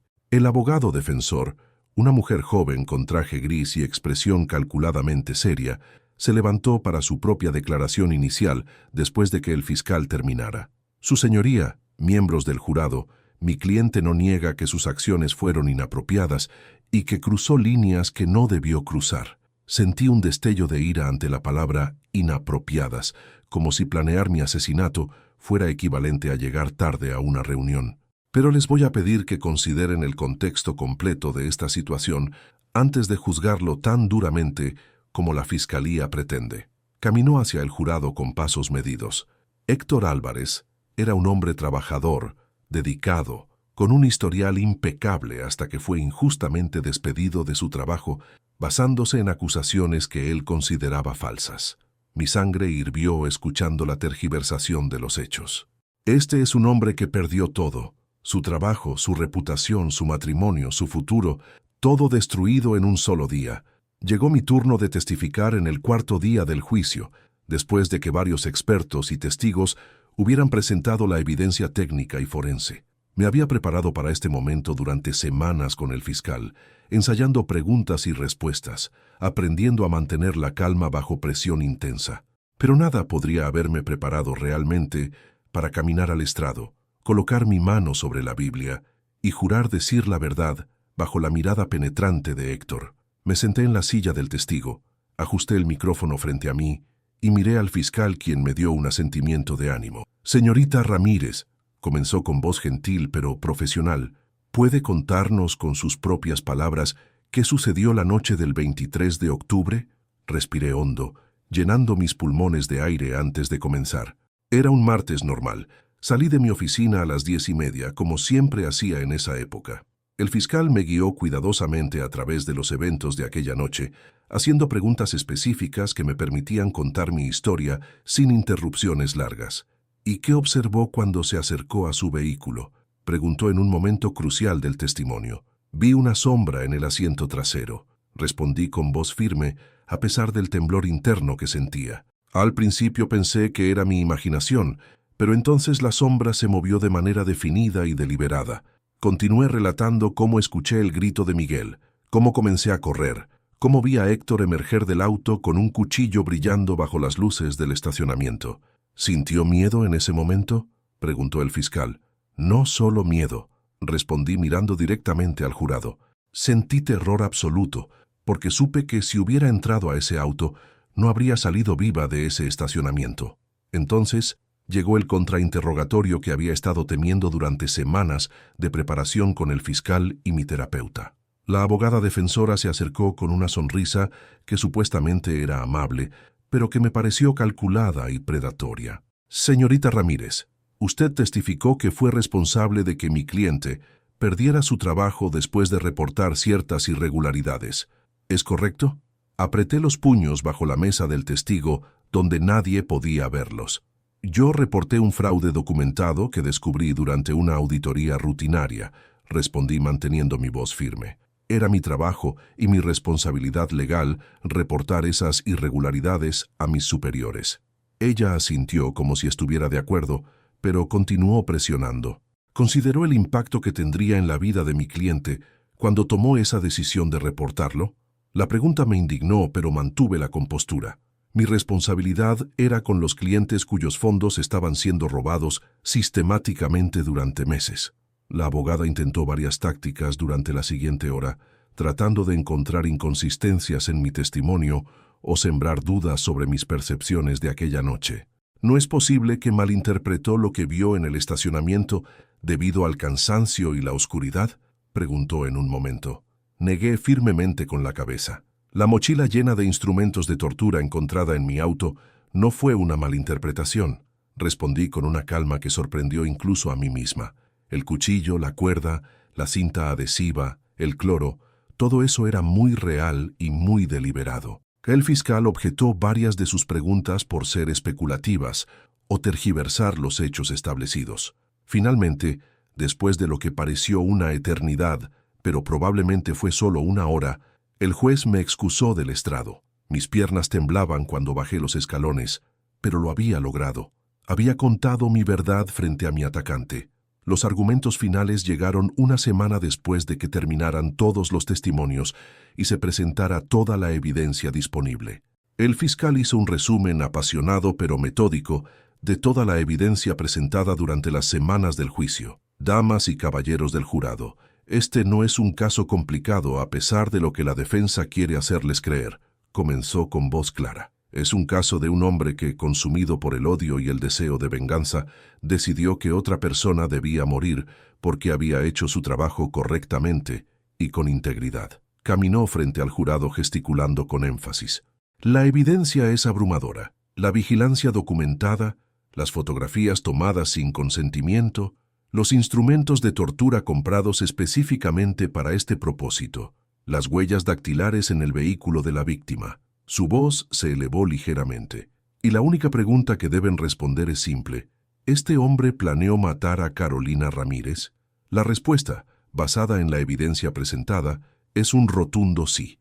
El jurado se retiró a deliberar y las siguientes 48 horas fueron las más largas de mi vida entera. Me quedé en un hotel cerca del tribunal con mi familia, incapaz de concentrarme en nada más que en el teléfono, esperando la llamada. Cuando finalmente llegó la notificación de que el jurado había llegado a un veredicto, mi corazón casi se detuvo completamente. Regresamos al tribunal en un silencio tenso, cada uno perdido en sus propios pensamientos y miedos sobre lo que vendría. El jurado entró y tomó sus asientos, con expresiones imposibles de leer bajo la luz fría de la sala. El juez se dirigió al presidente del jurado con la pregunta que definiría todo. ¿Cómo encuentra el jurado al acusado en el cargo de intento de asesinato en primer grado? El hombre de mediana edad se puso de pie con un papel temblando ligeramente en su mano. Culpable. La palabra resonó en la sala como un trueno, y sentí que podía respirar por primera vez en 6 meses.